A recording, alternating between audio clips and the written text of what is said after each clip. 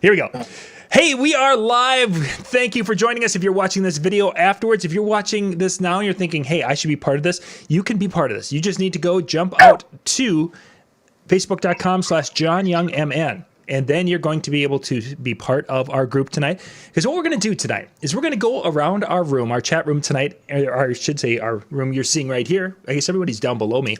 And we're going to talk and share one thing that we wish our younger self would have known. One tip, one idea, one aspect of the business or life. It could be any of these things, but one thing that our younger self, if we could have just shared this, it would have made life so much easier as we got farther into the industry.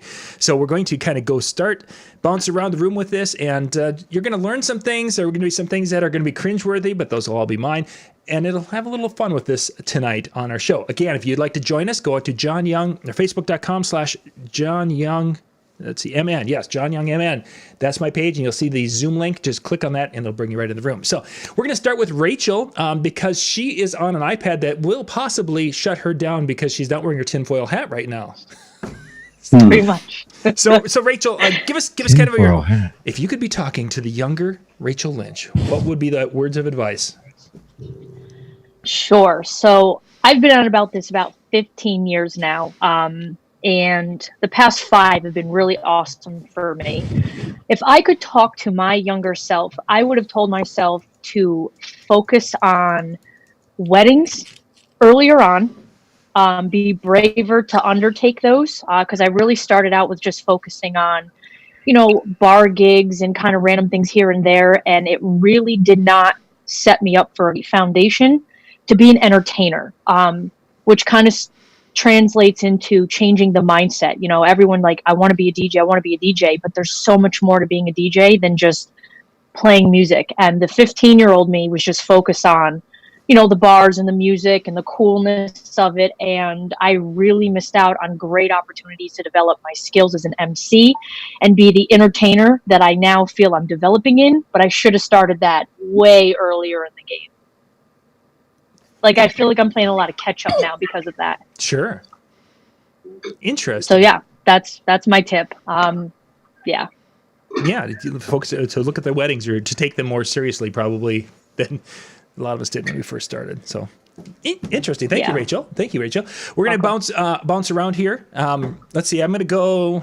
Reggie, you're on my side here. We're just going to kind of go for the top. Thanks. Right off. Well, otherwise I could bounce around, but I figured, bounce back to me. Okay. Donnie, are you with me? Yeah, I'm here. Okay, Donnie, why don't you give me one? Get your tip. Yeah. So my tip, Bobby, is one of the things would be obviously retirement. Thinking about retirement early on instead of thinking about it in my mid 30s. Thinking about it in my 20s. But for the mobile DJ end of everything. For me, one of the things that caused me the greatest anxiety was my vehicle and my trailer at the time. Just investing in that vehicle, investing in your transportation and making sure that you're getting there and back without an issue. Not that my vehicles had any issues, but, I had to replace a tire on the side of a bridge on a 3-lane highway on my trailer. So going from a single axle to a dual axle trailer so I could get off that road safely and make sure that I could do that without creating more anxiety for myself and saving myself time, because I would leave an hour and a half earlier than I could have left just because I was nervous about potentially blowing a tire on my trailer or having some kind of issue with the truck. So instead, I just spent the money on a brand new Dodge Ram, got one of the best dual axle trailers, and now I get in my truck, I put on ESPN radio, and I drive nicely to my event, and I had some fun. Excellent. Good advice. Yes, the vehicle would definitely be an important part. I think I had that same problem at one time in life. So thank you, Donnie. My wife's got a picture and a video of me with my leg bent at a 90-degree angle into the semi lane on one of the largest bridges here in New York. And that was scary and kind of sketchy. Oh, geez. Yeah, that's not something you want to be doing. That's for sure. All right. Thank you, Donnie. Mitch, you're up next as we're going across here, if you're ready. Absolutely. What Donnie said, I'd echo that. You can't. You got to come up with something new. Well, Marshawn Lynch said it. after he retired for the second or third time from the NFL, he said, "Take care of your chickens." And I can't stress that enough. He's talking about money. And to me, setting aside money for retirement is something you should be doing right off the bat. I wish I had found Profit First way sooner than I did. And for anyone who's not doing Profit First, setting aside money for you for future, making sure you're running your business as a business, that is something you should be doing. For me, as Rachel stated earlier, it kind of was all about the gear and all about the scene and all about the music. Absolutely. But at some point, it's going to transform into a business for you, and you have to treat it as such. So being able to set aside finances properly to allocate for your expenses, for your employees, for payroll, for taxes, for profit, all of that kind of content, I really wished I had known sooner. Sure. And I think actually a couple of people in the chat room before we even went on had mentioned that, or maybe a private message, the same concept. So thank you, Mitch. Scott, you're up next. All right. Well, I've been at this thing since dinosaurs roamed the I'm about to hit my 40th year this next month. Wow. 40 years of actually doing this. And being prepared back then was something that I did not think of doing. Really did not. We used to just come in, play the music. The bride would give us her first dance, father-daughter, mother-son dance. There was no preparation there. Sure. And I am glad now that I have the knowledge to be able to do that. But I would say that going back when I first started, there was no preparation. We just went in and started playing music. On their day of their wedding, they're giving me all their songs. Yep. Now, and that's happened to me. Or I get it 2 days before and I'm running to the record store to buy 45s or an album. I would buy one album to get one song. And I had requests for that. And what I would do, I got to the point where I got frugal. I would just go ahead and hold that thing over to the very end before I unwrapped it, before I pulled the shrink wrapping off of it. If there's not a DJ in this room that back then played CD or vinyl and did not do that, you're lying. because I did that. I held back, and I was cringing that they wouldn't ask, especially when CDs were in. $16 per CD. But the preparation, the agenda, the timeline, this is what I'm talking about. Sure. When I walk into a wedding, I know exactly what I'm going to do. The photographer don't have to tell me what I need to do. I'm letting the photographer and I'm letting the vendor know this, as far as the caterer, everybody knows what their part is at a wedding. And if you're not doing that, you're running into a wall. But I will say that we did not have preparation when we started out. No, not back then. Not at all. That was we didn't. We ran into that thing and we ran with it. Of course, weddings were different back then. Yeah. Take that from me. It was quite, and I fell into it by mistake. Well, you were doing the same thing we were all doing at that time. That's what it really was. Yeah, but I mean, we just ran in there. But that's where I would say is being prepared for an event, whether it be a wedding or any kind of event. Yeah. Nice. Reading the crowd is one thing, but that's it. Thank you, Scott. That's my thing. Being prepared. Thank you, Scott. I appreciate that's a good one, because I was there, did the same thing, and that would have actually been a good one for me to use too. So let's see, Chris. I wish we could flash back into a '90s wedding so I could just check one out. I want to see it so bad. See what we did, but like '90s, early 2000s, somewhere around there. Just, I mean, I stepped into it in 2012, so. Yeah, I mean, the game is a lot different, I'm sure, but I mean, all the stories. Yes, it is. All the stories I hear. I mean, when I first started, I had a guy that was asking me over and over again to be a wedding DJ, and I'm like, I am not playing Love Shack, dude. I'm just not doing it every Friday, Saturday night. It's just not happening. Like, I'm going in, I'm going to have some fun.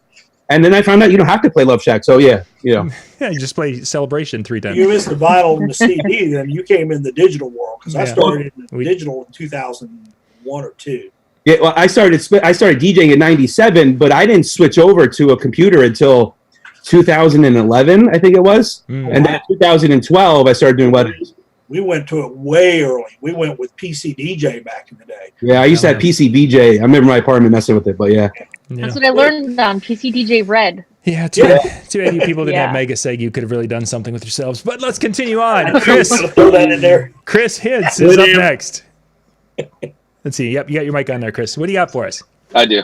Good evening, guys. I think for me, if I could go back 15 years to when we really started, I would have said document everything and be intentional about what you're trying to do, because I knew it was something I wanted to grow a business from. I didn't want it just to be a single op. I knew that it was something for me that was going to hopefully allow me to hire people and then control more of my schedule. But I don't think I did a really good enough job actually documenting what needed to be done, how it needed to be done, and creating those procedures. And I think had I done that, it would have sped up a lot of our growth, a lot faster. It would have been so much easier to scale and so much easier to train when you have things documented. Sure, I get that. And I think one of the big things that we've benefited from here in the last 10 years is people like Mike Walter and others who have started to create documentation for these procedures for growing our business and adding staff and what have you. We didn't have that. Didn't have that. So yeah, today that's a great thing. Good tip there, Chris. Randy, you're up next on the screen. Do you have a tip you want to share with us?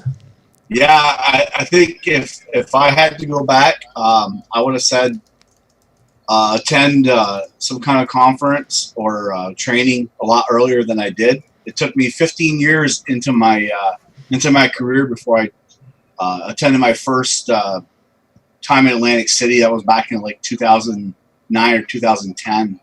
I would have done that a lot sooner. I think that's one that a lot of us could echo, is that we all thought we knew what we were doing and we had all the answers, and then we went to our first convention and learned. We talked to people and just ran into that passion of everyone else. That's like, oh my gosh, my eyes are open. Exactly. Yeah, great stuff. Thank you, Randy. Howie, you're up next. Oh, okay. Is my mic working? You're on. You are on. All right. For Rachel, I'll put on the full hat. Oh my gosh. Oh, Howie, your internet's so much better now. I always have props. You know that. My address. Send that to me when we're done with this. Yeah, she needs an iPad to work. I always have props. I think, man, there's a combination of so much that I've heard. I wish I wasn't so cocky, because things came to me so easy when I was, in my teens and 20s. And I had no idea about business, how to run a business. And I'm still not very good at it, truthfully, but I'm learning at these conferences. I went bankrupt. I lost $250,000 when I was 22 years old. I had a huge multi-op doing bands, live bands. And it was from one thing. I got away with it once, I got away with it twice, and I would promote these concerts, and there was a big wreck. I had a guy, I rented a rider flatbed truck for a stage, and I would put these concerts on. The big bands that I had that already had a following would draw people, and the newer bands I was promoting, I would have them play as well to get a following, and I could book them in the bars. Anyway, the guy driving the pickup truck the flatbed was drunk and took off the porches of 5 row homes while he was returning the truck. And because I didn't know anything about business and separating and LLCs and being, insulated, I lost everything. So I would say get some education early on. And but there was nothing back out there like this then at the time. Of course, that was back in the late 30s, so wasn't much going on. Well, good. I'm glad you're with us and such. From 70 years ago of doing shows, Howie. 70, 80, well, maybe a little longer. Good stuff though, Howie. That ego. I think we all had that as a younger person, and that's important. And then doing business and setting things up correctly to protect our butts. Good tips. Let's see, Eric, you're up next as I'm working my way across. All right, how's it going, guys? So I'm a little late to the show. I was putting my kids to bed, and I said, "Oh man!" All of a sudden, it's 9 o'clock. I better get out there. Yeah, glad you made going it. last has its benefits. I get to listen to everybody else, and then try to pick some of those pieces that those nice tips that you guys have told us. So as Scott said, I came in, and being organized for an event is absolutely crucial. And the one thing I'm going to add on to that, I tend now, as I become more of a veteran, to get there even earlier. So I know it's going to take me an hour and 20 minutes to set up. So I used to give myself maybe 2 hours to set up. If I get caught off guard and the wedding was short and all of a sudden the bride and groom show up early, I don't want to get caught taping things down. I don't want to get caught sweating. Mm-hmm. So I now give myself at least another half hour just for that little bit of prep. I go in, I get changed, kind of close my eyes, focus a little bit, go over the notes, and then come at it instead of huffing and puffing and being sweaty. So organization, I think, Scott, when you said that, I think that's something that I've definitely learned. So my first gig was in 1986. I've been doing this a long time. My first wedding was it was at a little local restaurant. I DJ'd literally off the back of my pickup truck. We dropped the tailgate. I put the rig on the back of my pickup truck. We threw plywood panels down to dance off on these things. So I've gone from that extreme to real nice weddings here in Lake Placid. So I've kind of seen it all. The second thing that Randy said is I think that I'd like to have a nice living room to sit in, like Randy over there. He's lounging on his leather chairs in the back room. Randy's actually right up the road from me. He and I are buds. We've one thing you're saying is helping each other out. Randy and I are friends, and he and I trade ideas sometimes. We catch each other on here, and so that's been something that's been nice between us. I don't know how it is for the rest of you guys in your market. Is there a competition? Is it a friendly competition? Is it helpful competition? But Randy and I have had a nice relationship, so I need to always my pleasure to be as cool as him.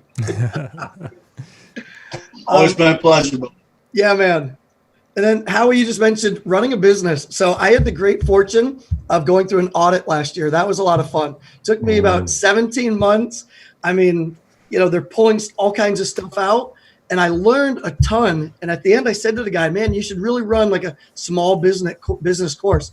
So one thing to you guys, I don't know if everybody there, if you guys are a full-time business or not, but I am with my guys. And taking a small business course would be a really, really good idea. Sure. They helped me find things that I was missing and things I was just doing wrong, but I could do better. I save every receipt from everything I do. I don't care if it's a $1.85 I spend on a soda now. If you guys are full-time business, save them all, everything. Yeah, that audit, they will want to see that paper trail. Everything, man. I mean, I've got stacks and boxes, and I can stand behind me and go, my God, that inputs the paperwork. I'm not real good about doing it myself. Yeah. But that's 2019 that my guy comes over and inputs for me. Yeah. No, does ice cream count? Is it what?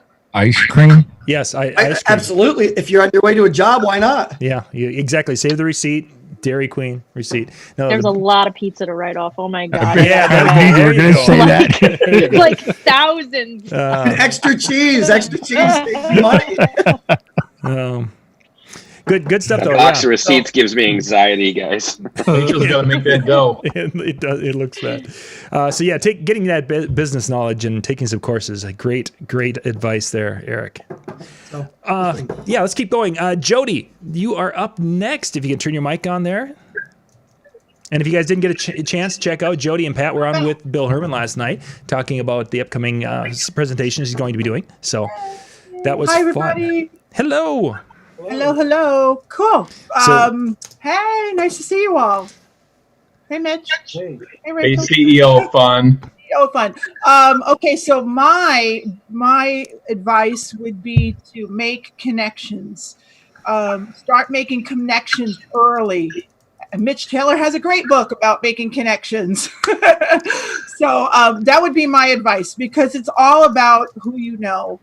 Go out there, get involved in associations. I didn't do that when I first started out many years ago with my husband. And I think if I did, I'd be like unstoppable. I mean, I'm good now, don't get me wrong, but I think if I did it younger and earlier in my career, it would have been awesome. But yeah, going out there, because you know what they say, it's all about who you know.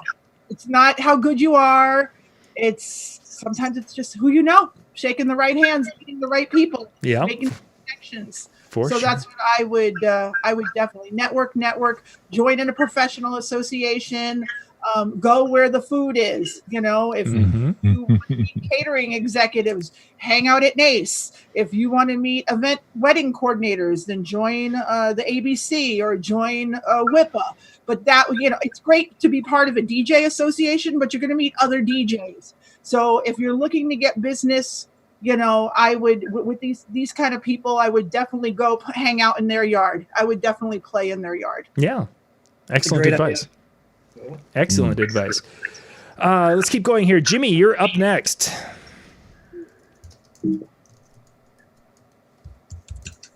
Are you good with us, Jimmy? There we go. There we go. There we yeah. go.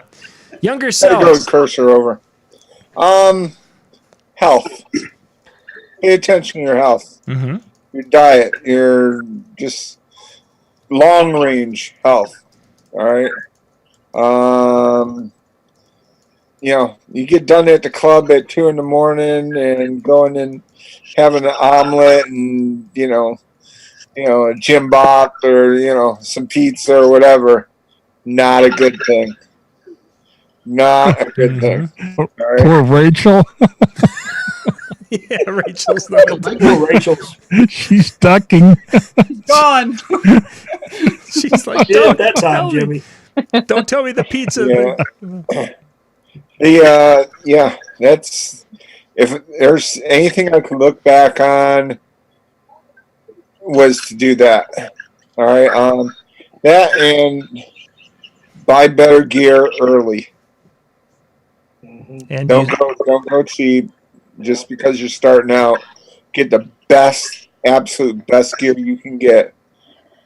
Buy once, cry once. Yeah. There. That's the motto there. So good advice there, Jimmy. Let's see. We've got Reggie. I'm going to come back up to you, and then Brent. I'll be coming across to you. I don't know how, Brent, you moved on the side of my screen. You were down towards the bottom, and all of a sudden you're up on the top there. So I don't know. Magic. Yeah, magic. So Reggie, let's hit yours, and then I'll hit. So I want to try to get things somewhat in my order, so I don't lose or miss somebody. So Reggie, what do you have for us? Okay. Well, I'm going to kind of take it in different aspects of everybody else. Kind of give a little insight to where I was in my past is what I would tell my younger self as a DJ: stay away from the alcohol. I was a very, very big drinker when I used to DJ at bars, clubs, private parties. And once you got stuck with that name as a heavy drinker while you're playing, I can already tell you, I've already lit a set of speakers on fire. And I would just tell myself to stay away from the alcohol, because once you get stuck with that label, it takes you years to get rid of that label. Sure. No, good advice. Yeah. As you know from being from the Midwest, John. Mm-hmm. Oh, yeah, and it's very, very common with DJs around the area that when I would play in these smaller bars and they would be bringing up any number of alcoholic drinks. Beer, you name it. It was common, yeah. And it's just, as you say, once you get that, when I'd be filling in for DJs who were there and they're like, oh, the other guy he drinks about, a 12-pack every week, and you sure you don't want something to drink? Yeah, it's prevalent. So that's a very strict rule with us. Very strict. Very good advice, Reggie. Thank you. Wait, John.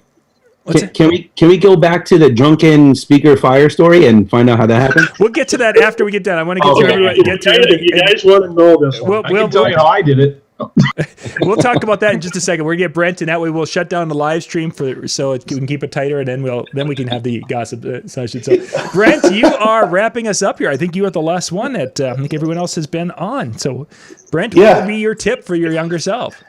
Honestly, today was spent with me registering for unemployment insurance for employees and registering for various tax ID numbers to set up full-time employees instead of contractors. Mm-hmm. So if I would have known that, I would have paid more attention in my college accounting courses, because QuickBooks and I have been going round and round for the last week and a half. So, but other than that, that's what I would have focused on, is the business side of things and learning to treat it like a business, run it like a business, and just learn a little bit more about that before I started, because I'm kind of learning as I go, and we're getting there. But there's been some speed bumps. Sure. Yeah. Excellent. Good advice with that. For myself, I've actually thought about this. I've done a few variations of this show. What would I tell my younger self? And probably the thing I'm coming back to the most in the last few years is actually not being afraid to learn to do some of the music mixing a long time ago at a higher level than what I was doing 10 years ago. Doing simple things like dropping it on a one, or to being able to overlap the music a little bit better. I wish I would have spent more time doing that 10, 15 years ago. I had the technology once we went to CDs. I had the players. I just didn't do it, and didn't do it at a proficient level at all. And as I look back, it's like I would have encouraged that, and encouraged, kind of as Rachel said, the MC side of it, because those two areas are why people are hiring me these days, is that I'm a competent MC and I can mix music and keep a flow of music going at a level I couldn't do 10 to 15 years ago. So the performance side, if we wanted to kind of get it down to that. So I find it funny that we're like polar opposites. I wish I focused less on music and mixing and more on entertainment and emceeing, and you wanted more of the musical aspect. It's just funny how that works out. And I think part of that probably comes from the teaching, from being an elementary teacher. That part of it, I was the game guy for the longest time, to a point. Didn't do a ton of emceeing beyond the games. And now as I get into it more, it would have been more fun, or I should say I could have done more by being in that moment and being doing that improv type things during, the best man does something, and to build off that, as opposed to having my set things that I said and did with my games and activities, and then missing opportunities that would set me apart from other DJs who are not able to react and respond, and in the music side. So, well, cool. I think we've got everyone who had their camera on. So thank you guys for your sharing and such. We're going to shut down the live stream right now, and then we're going to continue. You guys can hang out we're going to hang out here in the room and hear how Reggie managed to burn up his speakers. And Donnie, I think Donnie's burned it. Goodness, you people are just dangerous. I'm just going to say it. So thank you guys for being with, and thank you for watching, and we will catch you next time on DJNTV. Bye, everybody.